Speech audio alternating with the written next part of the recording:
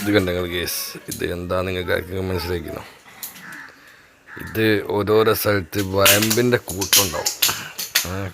ചെറിയ കണ്ണി വരെടുത്ത് ഞാൻ വയമ്പിൻ്റെ കൂട്ടം എറിയാൻ പോവുകയാണ്. കണ്ടെങ്കിൽ ഇത് ഓരോരോ പുയലുണ്ടാവും കേട്ടോ. വയമ്പിൻ്റെ കൂട്ടം കണ്ടമാനം. വയമ്പ് എന്ന് പറഞ്ഞാൽ ഒന്നായിട്ട് ഇങ്ങനെ മത്തീൻ്റെ ഉള്ളിൽ കണ്ടമാനം പോകുന്ന സാധനം വയമ്പ്. ചില പുയലൊക്കെ കാണലുണ്ട്. കണ്ടമാനം കൂട്ടായിട്ടുണ്ടാവും. കണ്ടമാനം അവിടെ വീശി പോലെ എറിയണം കേട്ടോ. അങ്ങോട്ട് എന്താ ഓൻ്റെ ഏറെ സമ്മതിച്ചാണ് കേട്ടോ.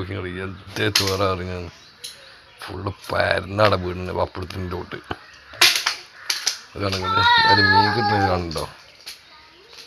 വയമ്പിൻ്റെ കൂട്ടാട്ട് കിട്ടുന്നു കേട്ടോ. കണ്ടമാനം വയമ്പുണ്ട്. അപ്പോൾ നിങ്ങളവിടെ എന്താ വയമ്പ് എന്നാണോ പറയുക, അങ്ങനെ എന്താ പറയുന്നത് വെച്ചാൽ നമ്മൾ കമൻറ്റ് ബോക്സിൽ പേര് എഴുതി വിട്ടേരി. കണ്ടകട ഫുള്ള് വയമ്പാ.